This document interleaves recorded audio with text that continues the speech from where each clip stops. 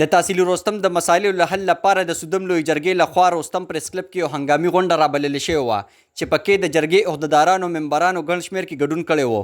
مقررینو وویل چې منتخب شوي عوامي نمایندګانو د تحصیل رستم په مسایلو باندې ځان ناغرضه کړی، کوم چې د تحصیل رستم ولس سره سراسر ظلم او ناانصافي ده. مقررینو وویل چې په تحصیل رستم کې د بجلی ناروا لوډ شیډینګ کم ولټیج رستم ټایپ ډي هسپتال کې د ډاکټرانو نشوالي او دغه شان نور سهولتونه د نش برابر دي. دوی وویل چې حکومت یې سانحه اسوات کې د رستم درې کسانو لپاره د شهید پیکج اعلان وکړي.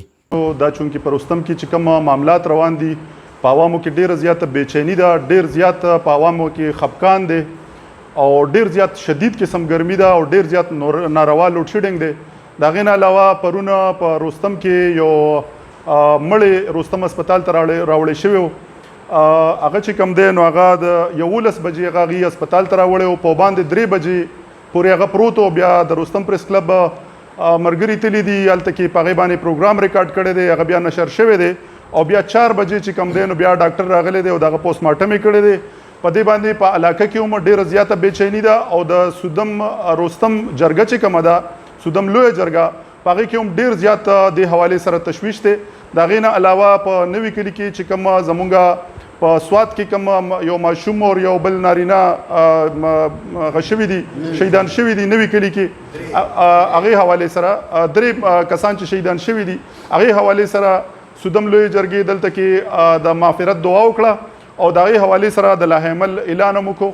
نو زمونږ د سدھوم لوی جرګې د یو ترجمان په حیثیت باندې زه دا خبره کوم چې سدھوم لوی جرګه دې حوالې سره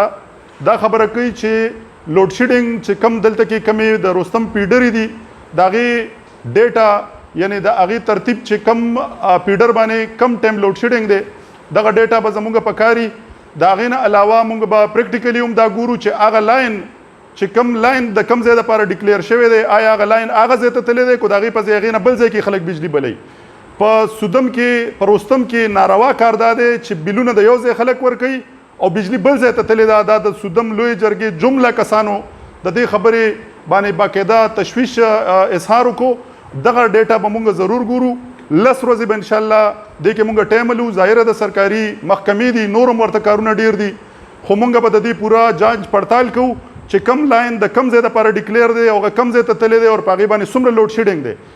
سدھوم لوی جرګې دړکه ورکړې خو چېرې په 10 ورځو کې زموږ مسایل حل نه شول او موږ ته یې د معلوماتو راکولو فراهمي ونه کړه نو موږ به بیا د خپلو مطالباتو په حق کې په رستم ختم نبوت چوک کې احتجاج کوو. د کیمرا ټیم سره عمیر کھاکسار، رستم نیوز، مردان.